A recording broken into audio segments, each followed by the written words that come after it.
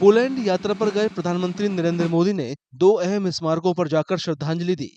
इनमें से एक स्मारक वार्सा में गुड महाराज स्क्वायर नवानगर के महाराजा जाम साहब का है, जबकि दूसरा स्मारक कोल्हापुर के महाराजा का है।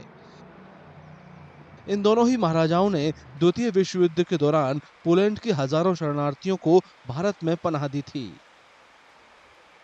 1939 में जर्मनी, स्लोवाकिया और सोवियत संघ ने पोलैंड पर आक्रमण किया था।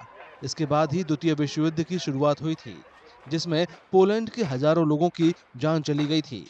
वहीं जो लोग बच गए उन्हें जबरन यूएसएसआर यानी सोवियत संघ भेज दिया गया।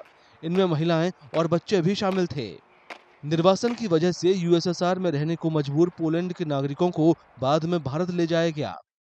उसी दौरान गुजरात के नवानगर, जिसे अब जामनगर कहा जाता है, वहां के महाराजा जाम साहब, दिग्विजय सिंह जी, रणजीत सिंह जी ने कुछ लोगों को अपने राज्य में रहने की इजाजत दे दी। जामनगर के महाराजा जो से थे, उन्होंने 5000 पोलिश बच्चों को यहाँ पे शरण दी थी। जब 1941-42 के अंदर जब उनको डिपोर्ट किया गया था साइबेरिया, वो सारे मोस्टली आपके थे महिलाएं और बच्चे।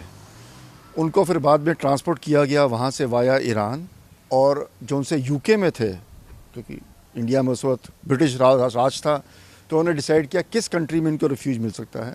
तो जो पोलिश जनरल थे एंडर्स, उन्होंने बात की और महाराजा जी ने एक्सेप्ट किया, ठीक है 5000 बच्चों को वो शरण देंगे वहाँ पे। नवानगर के महाराजा बच्चों की हालत देखकर बहुत दुखी हुए। इसके अलावा पोलैंड के पियानो वादक और राजनयिक इग्नेसी पेड्रुस्की के साथ उनके अच्छे संबंध थे। इग्नेसी से महाराजा की मुलाकात स्विट्जरलैंड में हुई थी। महाराजा ने 1942 से 1945 के बीच नवानगर के बालचड़ी में रिफ्यूजी कैंप बनाने के लिए 6 लाख से ज्यादा रुपए जुटाए।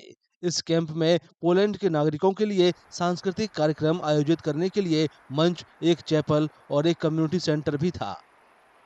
द्वितीय विश्व युद्ध खत्म होने तक बालचड़ी के कैंप में 1000 से ज्यादा बच्चे रहते थे। मुश्किल वक्त में महाराजा की इस मदद से भारत और पोलैंड के बीच ऐसा रिश्ता बना जो 7 दशक बीतने के बाद भी बरकरार है।